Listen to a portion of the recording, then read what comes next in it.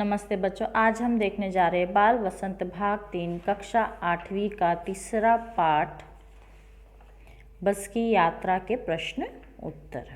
ठीक है बच्चों, तो हम लोग पेज नंबर 18 देखेंगे।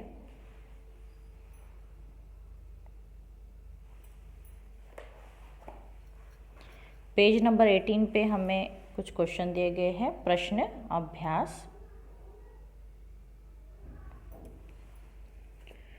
सुनिए, बोलिए।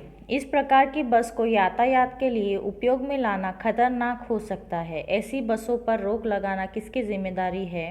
आप इस संदर्भ में क्या कर सकते हैं? चर्चा कीजिए। आप इसका आंसर लिख सकते हैं। इस प्रकार की बस का यातायात के लिए उपयोग खतरनाक हो सकता है। दुर्घटना हो सकती है, लोगों की जान जा सकती है। इसकी व्यवस्था की देखरेख करना सरकार व जनता दोनों की जिम्मेदारी है। इसके लिए यातायात विभाग भी है जो गाड़ियों को सड़क पर चलने की अनुमति देता है। हमें स्वयं भी इसके प्रति जागरूक रहना चाहिए। लोगों को इससे संबंधी जानकारी देकर उन्हें सुरक्षित यातायात के साधनों के उपयोग के लिए प्रेरित करना चाहिए। हमें अपने वाहन की समय समय पर जांच करवानी चाहिए। ठीक है बच्चों, उसके बाद हम दूसरा प्रश्न देखेंगे। आप अपनी किसी यात्रा के खट्टे मीठे अनुभव अपने मित्रों को सुनाइए, उस पर चर्चा कीजिए। ठीक है बच्चों, यहाँ पर आपको आपका अनुभव शेयर करना है। ठीक है, यानी आप कभी किसी के गांव को गए हैं, आपके गांव को गए हैं, यात्रा में कुछ ऐसा हुआ है जो आपको आज भी याद आता है, तो ऐसे यानी जो मोमेंट है आपको यहाँ पर शेयर करने, आपको यहाँ पर लिखने हैं। आपका अनुभव यहाँ पर, एक्सपीरियंस आपको यहाँ पर लिखना है। जैसे कि मैं लिख सकती हूँ। मैं एक बार चौड़ावहम बस में जा रहा था या तो जा रही थी। बस देखने में बहुत सुंदर लग रहा है। शुरू में बस तो अच्छी तरह गई, अचानक क्या हुआ न मालूम है, लेकिन गाड़ी बीच में रुक गई। रात का समय भी था, बहुत सन्नाटा था। इतने में बस हिल रही है। देखो तो हमारे बस को एक जंगली भालू हिला रही है। आखिर किसी होशियार आदमी ने आगे से डरा कर उसे भगा दिए। इस प्रकार हमारी यात्रा हुई। तो आप भी ऐसे खट्टी मीठी यादें यहाँ पर लिख सकते हैं जो आपके साथ हुआ है। उसके बाद हम आगे बढ़ेंगे। पढ़िए। पहला हम देखेंगे। मैंने उस कंपनी के हिस्सेदार की तरफ पहली बार श्रद्धा भाव से देखा। लेखक के मन में हिस्सेदार साहब के लिए श्रद्धा क्यों जग गई? यहाँ पर हम आंसर लिख सकते हैं। बस जैसे ही एक पुलिया पर चढ़ी, उसका टायर पंचर हो गया। लोग मरते मरते बचे। हिस्सेदार जानता था कि बस का टायर खराब है, कभी भी दुर्घटना हो सकती है, किंतु उसने यह खतरा मोल लिया। लेखक ने सोचा, इस आदमी के साहस और बलिदान भावना का सही उपयोग नहीं हो रहा है। इसे तो किसी क्रांतिकारी आंदोलन का नेता होना चाहिए। इस कारण लेखक के मन में बस कंपनी के हिस्सेदार के प्रति श्रद्धा उमड़ पड़ी। ठीक है बच्चों, उसके बाद हम सेकेंड क्वेश्चन देखेंगे। लोगों ने सलाह दी कि समझदार आदमी इस शाम वाली बस से सफ़र नहीं करते। लोगों ने यह सलाह क्यों दी? इसका आंसर हम लोग देख सकते हैं। बस की हालत बहुत ख़राब थी। वह कहीं भी खराब हो सकती थी, कहीं भी दुर्घटनाग्रस्त हो सकती थी। इसलिए लोगों ने उसे डाकिन कहा। उन्होंने कहा कि समझदार लोग इस बस से यात्रा नहीं करते। उसके बाद थर्ड क्वेश्चन हम देखेंगे। ऐसा जैसे सारी बस ही इंजन है और हम इंजन के भीतर बैठे हैं। लेखक को ऐसा क्यों लगा? बस का इंजन सचमुच स्टार्ट हो गया। बस तेज़ी से हिलने लगी। ऐसा लगा जैसे सारी बस ही इंजन है। इंजन चल रहा था, इससे लेखक व उनके मित्रों को लग रहा था कि उनकी सीट के नीचे इंजन है। गजब हो गया, ऐसी बस अपने आप चलती है। लेखक को यह सुनकर हैरानी क्यों हुई? बस की हालत बहुत खराब थी। लेखक ने बस कंपनी के हिस्सेदार से बस के चलने के बारे में पूछा। उन्होंने कहा, चलती क्यों नहीं है जी, अभी चलेगी। लेखक को आश्चर्य था कि क्या इतनी खराब हालत में बस अपने आप चल सकती है। मैं हर पेड़ को अपना दुश्मन समझ रहा था। लेखक पेड़ों को दुश्मन क्यों समझ रहा था? जब कभी कोई पेड़ सामने आता तो लगता कि बस उससे टकरा जाएगी, इसलिए लेखक को हर पेड़ दुश्मन नजर आ रहा था। लेखक ने ऐसी बस से यात्रा क्यों की?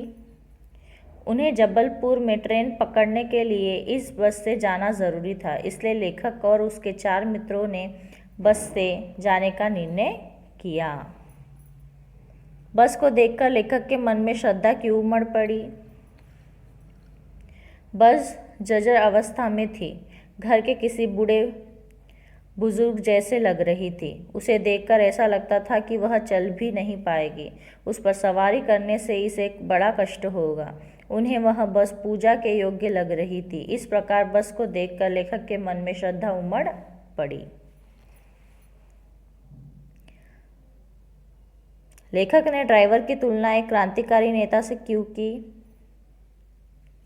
बस कंपनी के ड्राइवर टायरों की खराबी हालत जानकर भी यात्रा कर रहे थे, इसलिए लेखक ने सोचा कि इस आदमी के साहस और बलिदान भावना का सही उपयोग नहीं हो रहा।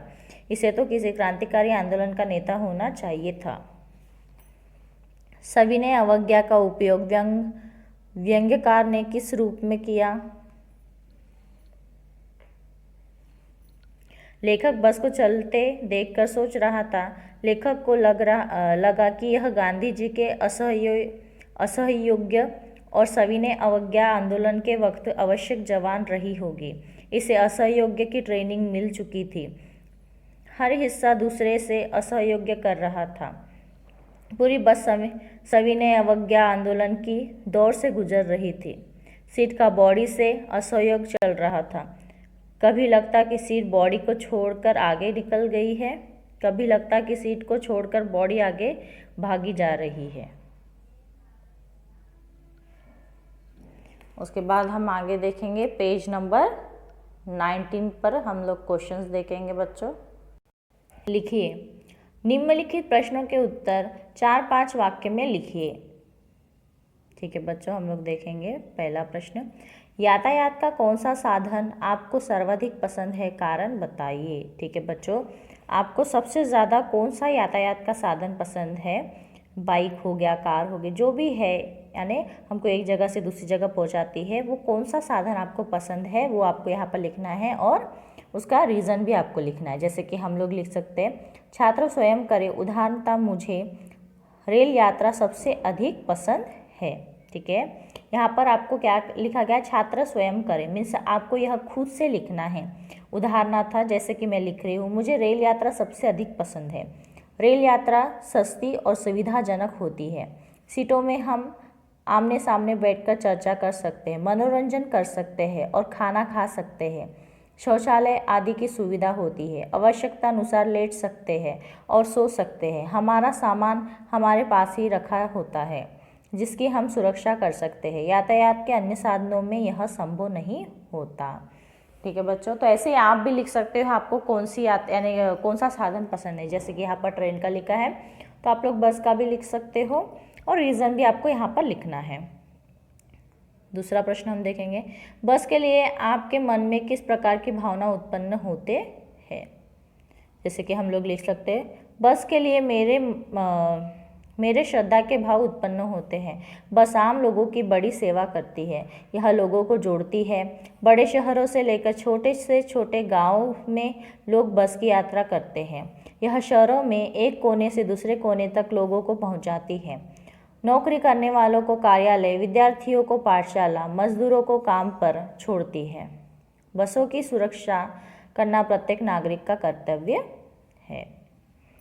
थर्ड प्रश्न, यात्रा के दौरान हमें क्या क्या सावधानियां बरतनी चाहिए। ठीक है बच्चों, यात्रा करते हैं तो हमें कौन सी सावधानियां यानी कौन से चीज़ों पर ध्यान रखना चाहिए वो हम यहाँ पर देखेंगे। सुखद और सुविधाजनक यात्रा के लिए हमें निम्नलिखित सावधानियां बरतनी चाहिए। जहाँ तक हो सके कम सामान लेकर चलना चाहिए। अपने सामान की हिफाजत स्वयं करनी चाहिए। बहुमूल्य सामान, गहने, नकदी लेकर जहाँ तक संभव हो यात्रा नहीं करनी चाहिए। ज्वलनशील सामग्री जैसे केरोसिन, पेट्रोल, पटाखे आदि लेकर नहीं चलना चाहिए। अपने साथ खाने पीने की पर्याप्त सामग्री तथा पीने का पानी आदि लेकर चलना चाहिए। बाहर की चीज़ें कम से कम खानी चाहिए। अपरिचितों से सावधान रहना चाहिए। अपना टिकट सुरक्षित रखना चाहिए और संभव हो तो उसकी एक प्रतिलिपि भी साथ रखनी चाहिए। ठीक है बच्चों, उसके बाद हम देखेंगे सेकंड बीट।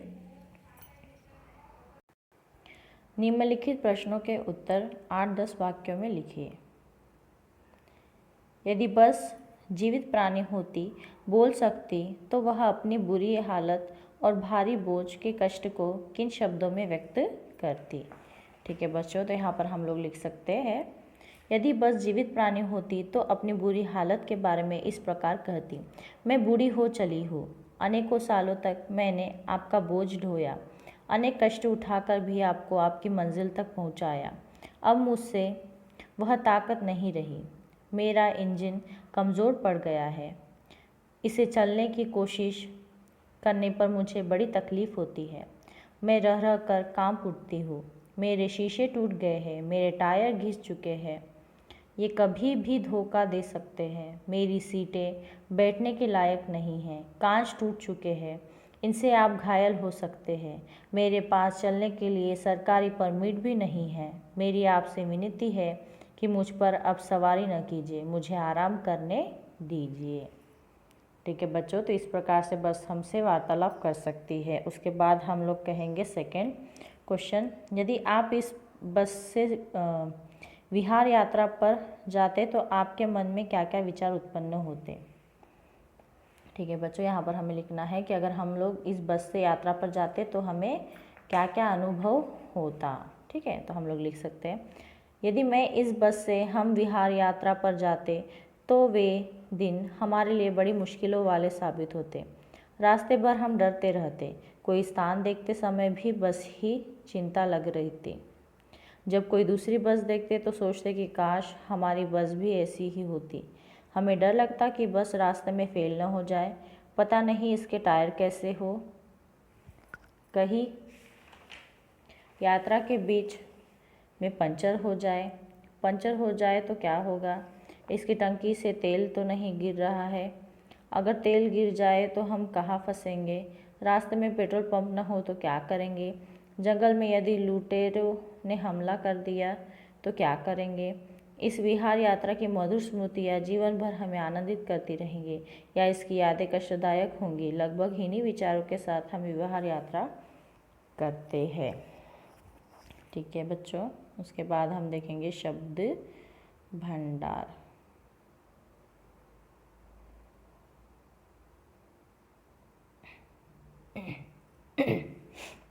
शब्द भंडार। 1, बस, वश, बस 3 शब्द है। इनमें बस सवारी के अर्थ में, वश अधीनता के अर्थ में और बस पर्याप्त काफ़ी के अर्थ में प्रयुक्त होता है। जैसे बस से चलना होगा, मेरे वश में नहीं है, अब बस करो। उपयुक्त वाक्यों के समान वश और बस शब्दों से 2-2 वाक्य बनाइए। ठीक है बच्चों, तो हम लोग लिख सकते हैं, वश का वाक्य हम लोग लिख सकते हैं, माताजी को मनाना मेरे वश में नहीं है। मैं तो कर्तव्य करता हूँ, परिणाम पर मेरा वश नहीं है।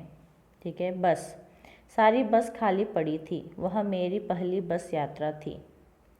फिर से हम लोग और लिख सकते हैं, बेटा बस करो, ज़्यादा आइसक्रीम खाओगे तो गला खराब हो जाएगा। बस करो, मैं तुम्हारी बकवास सुन सुनकर ऊब गया हूँ। ठीक है बच्चों, उसके बाद हम देखेंगे सेकंड क्वेश्चन। हम फौरन खिड़की से दूर सरक गए। चांदनी में रास्ता टटोल कर वह रेंग रही थी। दिए गए वाक्यों में आई सरकना और रेंगना जैसी क्रियाएं 2 प्रकार की गतियाँ दर्शाती है। ऐसी कुछ और क्रियाएं एकत्र कीजिए जो गति के लिए प्रयुक्त होती है, जैसे घूमना इत्यादि। इन्हें वाक्य में प्रयोग कीजिए। ठीक है बच्चों, तो हम लोग लिख सकते हैं, गति दर्शाने वाली क्रियाएं हम लोग लिख सकते हैं सरकना, जैसे रेल धीरे धीरे सरक रही थी। रेंगना, बगीचे में सांप रेंग रहा था। घूमना, दिन भर घूमते घूमते मैं थक गया। उछलना, गेंद उछल कर कुएं में गिर गई। उड़ना, आसमान में रंग बिरंगी पतंगे उड़ रही थी। दौड़ना, बच्चे मैदान में दौड़ रहे थे। बहना, शीतल हवा बह रही थी। गिरना, पहाड़ से झरना गिर रहा है। उतरना, रामू पेड़ से उतर गया है। इस प्रकार के वाक्य हम लोग लिख सकते हैं। उसके बाद थर्ड क्वेश्चन हम देखेंगे। कांच बहुत कम बचे थे, जो बचे थे उनसे हमें बचना था। इस वाक्य में बच शब्द को दो तरह से प्रयोग किया गया है, एक शेष के अर्थ में और दूसरा सुरक्षा के अर्थ में। नीचे दिए गए शब्दों को वाक्य में प्रयोग करके देखिए। ध्यान रहे एक ही शब्द वाक्य में 2 बार आना चाहिए और शब्दों के अर्थ में कुछ बदलाव होना चाहिए। ठीक है बच्चों, पहला उन्होंने दिया गया है जल, तो जल को हम लोग लिख सकते हैं सीता की साड़ी जल रही थी, उसे बुझाने के लिए जल डालना पड़ा। ठीक है बच्चों, उसके बाद है ख हार। हार को हम लोग लिख सकते हैं नेताजी चुनाव में हार गए थे, इसलिए उनके गले में किसी ने हार नहीं डाला। इस प्रकार से हम लोग लिख सकते हैं बच्चों। उसके बाद हम लोग पेज नंबर 20 पर देखेंगे। भाषा की बात। एक मित्र ने ड्राइवर को देखकर साथियों से कहा, बस के लिए पेट्रोल चाहिए। अब हम बस से उतरे। बस का इंजन भी रुका है। बस में बैठना ठीक नहीं है। हे साथियों, पता नहीं कि बस कब चलेगी। रेखांकित शब्दों पर ध्यान दीजिए। कारक विभक्तियाँ पहचानिए, उनके नाम लिखिए। ठीक है बच्चों, तो यहाँ पर कारक विभक्तियाँ पहचाननी है हमें और उनके नाम लिखने हैं। जैसे कि हम लोग कह सकते हैं ऊपर दिए गए वाक्यों में ने, की, से आदि वाक्यों के 2 शब्दों के बीच संबंध स्थापित कर रहे हैं। ऐसे शब्दों को ही क्या कहते हैं? कारक विभक्तियाँ कहते हैं। ठीक है बच्चों, कौन से हैं? ने, को, से, के लिए, है ना। तो इनमें से कौन से हैं कारक विभक्तियाँ? ने, की, से, ये क्या है? कारक विभक्तियाँ है। उसके बाद हम देखेंगे बोलचाल में प्रचलित अंग्रेजी शब्द फर्स्ट क्लास में 2 शब्द है, फर्स्ट और क्लास। यह क्लास का विशेषण है फर्स्ट, चूंकि फर्स्ट संख्या है। फर्स्ट क्लास संख्यावाचक विशेषण का उदाहरण है। महान आदमी में किसी आदमी की विशेषता है महान, यह गुणवाचक विशेषण है। संख्यावाचक विशेषण और गुणवाचक विशेषण के 2 उदाहरण लिखिए। ठीक है बच्चों, तो गुणवाचक विशेषण के हम 2 उदाहरण लिख सकते हैं। वयोवृद्ध बस, समझदार आदमी, लुभावने दृश्य, घिसा टायर। संख्यावाचक विशेषण हम लोग लिख सकते हैं 15-20 मील, 5 मित्र, दूसरे पेड़ का एक टायर। ठीक है बच्चों, उसके बाद है प्रशंसा। किसी एक मशीन का वर्णन करते हुए बताइए कि वह किस प्रकार हमारी सेवा करती है। ठीक है बच्चों, हमें कोई भी एक मशीन के बारे में लिखना है और वो हमारी कैसे सेवा करती है वो हमें यहाँ पर लिखना है। यहाँ पर आपको खुद ही करना है। जैसे कि मैं लिख के बताती हूँ आपको, यानी कि एग्जाम्पल देती हूँ। मेरे घर में सिलाई की मशीन है। यह मशीन मेरी नानी ने माँ की शादी में दी थी। पिछले 30 सालों से यह हमारे घर में है। मेरी माँ इस मशीन से हमेशा कुछ न कुछ सिलती रहती है। हमारे बचपन में माँ इससे हमारे लिए सुंदर सुंदर कपड़े सिलती थी। इससे समय का सदुपयोग होता है, पैसे भी बचते हैं। ठीक है बच्चों, तो इसी तरीके से आपको भी कोई मशीन के बारे में लिखना है, जैसे कि मैंने सिलाई मशीन के बारे में आपको कहा। सृजनात्मक अभिव्यक्ति। पाठ में दी गई बस की तस्वीर देखकर उसकी आत्मकथा लिखिए। ठीक है बच्चों, यहाँ पर आपको बस की आत्मकथा लिखना है। मैं बस क्या सोचती होंगी वो यहाँ पर आपको लिखना है। जैसे कि मैं बोल सकती हूँ, देखिए मैं बस हूँ, ध्यान से देखिए मेरी हालत कितनी ख़राब है। मेरी खिड़कियों के कांच फूटे हुए हैं। ड्राइवर की सीट के सामने का कांच भी चटका हुआ है। मैंने कई मीलों की यात्रा की है। मेरे घिसे टायर देखकर यात्रियों का दिल दहल जाता है। मैं बहुत थक चुकी हूँ, अब मैं आराम करना चाहती हूँ, इसलिए अब तुम मुझ पर सवारी मत करो, मुझे एक जगह खड़ी रहने दो। उसके बाद है परियोजना कार्य मीन्स प्रोजेक्ट वर्क। अपने घर के किसी बड़े बुजुर्ग से उनके द्वारा की गई किसी यादगार यात्रा के बारे में पूछकर लिखिए। आपको आपके घर में आपके बड़े बुजुर्ग के मीन्स नाना नानी दादा दादी किसी ने यानी कोई यादगार यात्रा की है, सफ़र किया है, तो उनकी वो यात्रा का सफ़र आपको यहाँ पर लिखना है। यही पे आपके क्वेश्चन आंसर्स ख़त्म होते हैं। मैं आशा करती हूँ कि आपको सभी क्वेश्चंस ठीक से समझ में आ गए होंगे। ठीक है बच्चों, धन्यवाद।